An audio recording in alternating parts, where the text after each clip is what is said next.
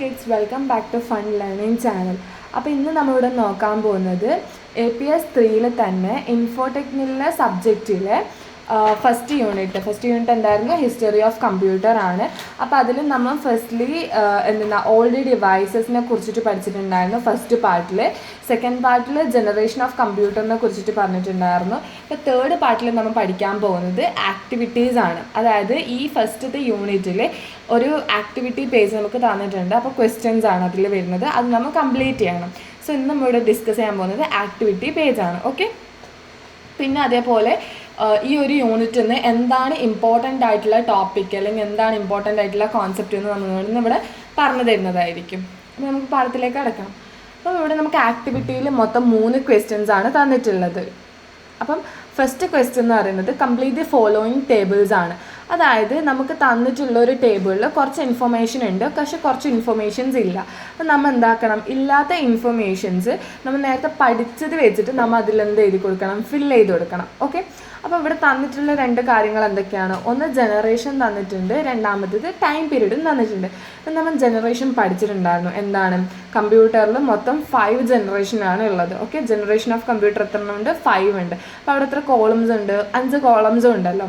അപ്പോൾ ഓരോരോ ജനറേഷനിലും അതിൻ്റേതായ ടൈം പീരീഡും ഉണ്ട്. ഓക്കെ, അതായത് ഇപ്പം സപ്പോസ് ഇങ്ങനെ നമുക്ക് ചിന്തിക്കാം, നിങ്ങളെ ഫസ്റ്റത്തെ, അതായത് മൺഡേ എന്ന് പറയുന്ന ദിവസം നിങ്ങളെ ഫസ്റ്റ് ജനറേഷനാണെന്ന് വിചാരിക്കുക.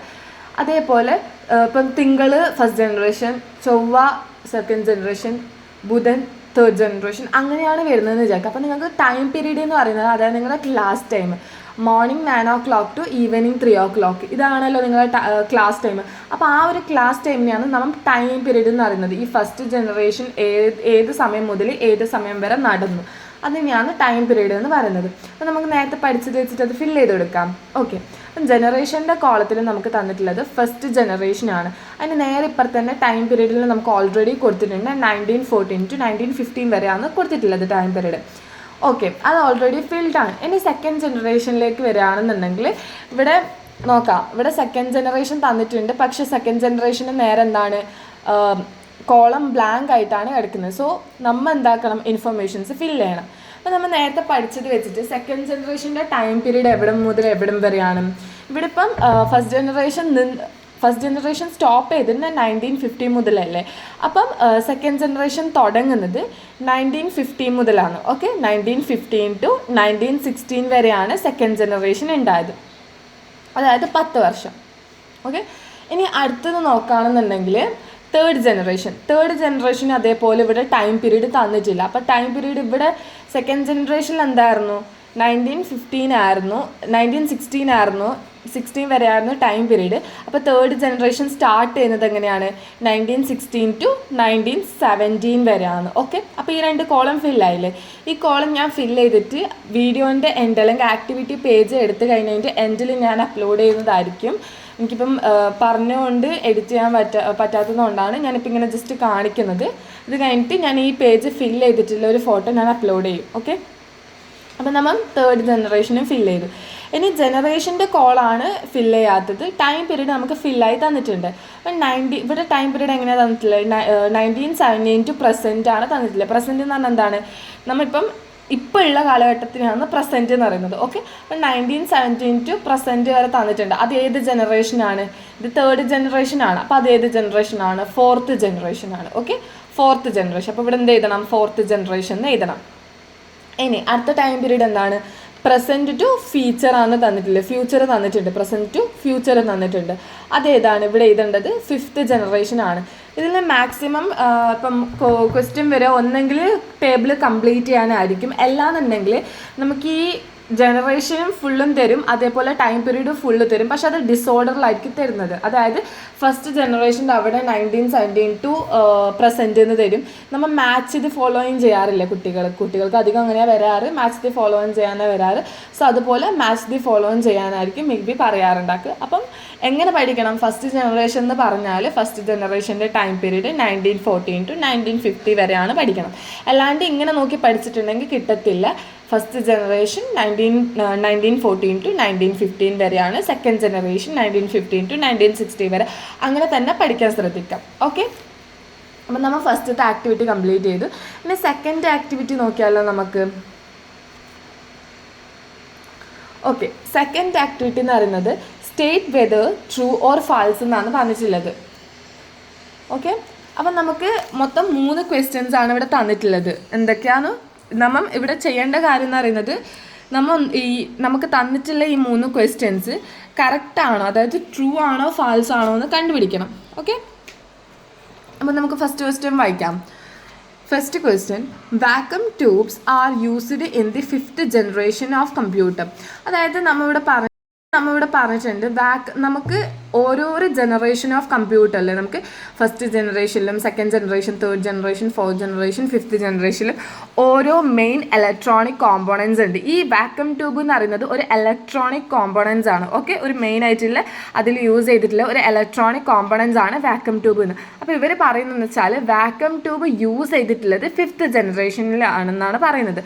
അത് കറക്റ്റാണോ അതോ ശരിയാണോ തെറ്റാണോ?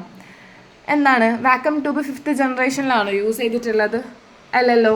അപ്പോൾ ഇവിടെ ഇത് റോങ് ആണ്. കാരണം വാക്വം ട്യൂബ് യൂസ് ചെയ്തിട്ടുള്ളത് 1st ജനറേഷനിലാണ്. വാക്വം ട്യൂബ് ഏത് ജനറേഷനിലാണ് യൂസ് ചെയ്തിട്ടുള്ളത്? 1st ജനറേഷനിലാണ് യൂസ് ചെയ്തിട്ടുള്ളത്. Vacuum tubes were used in the 1st generation of computer.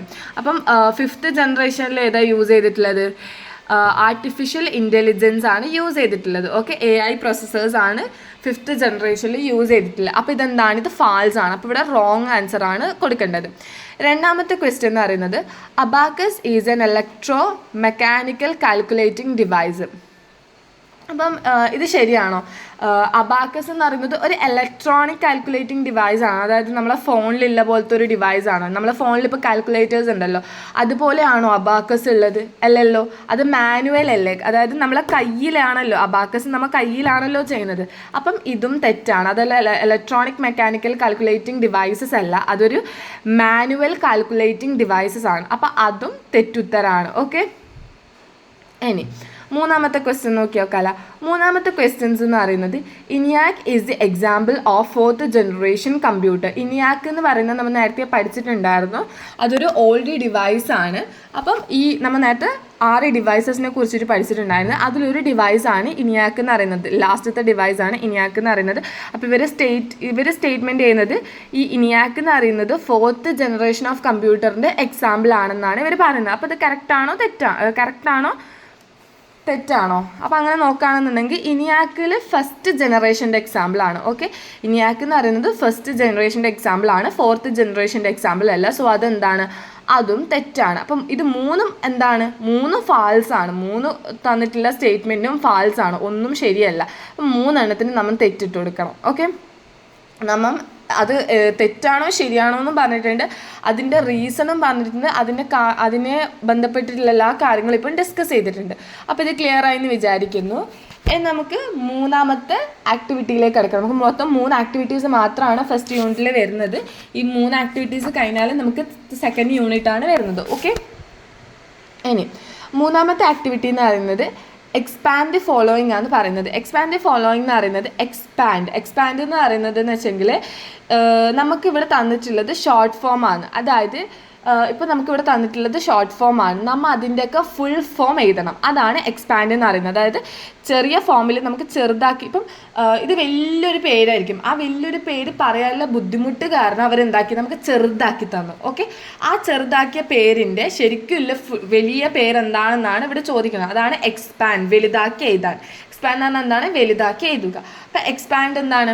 വലുതാക്കി എഴുതാം. അപ്പോൾ ഫസ്റ്റിൽ നമുക്ക് 3 പേര് തന്നിട്ടുണ്ട്. അതാണ് എക്സ്പാൻഡ് ചെയ്യാൻ പറഞ്ഞിട്ടുള്ളത്. ഓക്കെ, അപ്പോൾ ഫസ്റ്റത്തെ എന്താണ്? ഫസ്റ്റത്തെ തന്നെ ഇനിയാക്കാണ്. ഇനിയാക്ക് ഞാൻ ഓൾറെഡി കുട്ടികളോട് പറഞ്ഞിട്ടുണ്ടായിരുന്നു, ഓരോന്നിൻ്റെയും ഫുൾ ഫോം നമ്മൾ പഠിച്ച് വെച്ചിരിക്കണം. ഷോർട്ട് ഫോമിൻ്റെ ഫുൾ ഫോം ചോദിക്കാൻ നല്ല ചാൻസ് ഉണ്ട്. സോ അതിൻ്റെയൊക്കെ പഠിച്ച് വെക്കണം എന്ന് ഞാൻ പറഞ്ഞിട്ടുണ്ടായിരുന്നു. അപ്പം ഇനിയാക്കിൻ്റെ എന്തായിരുന്നു? ഇനിയാക്കിൻ്റെ ഫുൾ ഫോം എന്ന് പറയുന്നത് electronic numerical integrator and computer എന്നാണ്.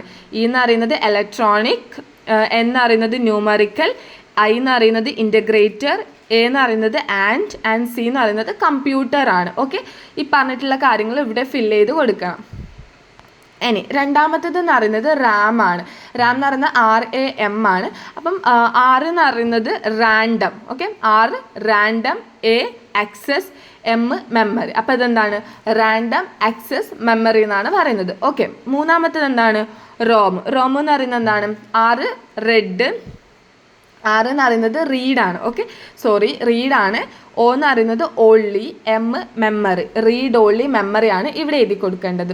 അപ്പം ഈ 3 ആക്ടിവിറ്റീസും മക്കൾക്ക് മനസ്സിലായെന്ന് വിചാരിക്കുന്നു. ഇനി ഞാൻ ഇത് ഫില്ല് ചെയ്തിട്ട് നിങ്ങൾക്ക് പറഞ്ഞു തരുന്നതായിരിക്കും. ലൈക്ക് ഇത് ഈ ഒരു പേജ് ഫില്ല് ചെയ്തിട്ട് ഞാൻ നെക്സ്റ്റ് ഇതിൽ അപ്ലോഡ് ചെയ്യുന്നതായിരിക്കും, നെക്സ്റ്റ് വീഡിയോ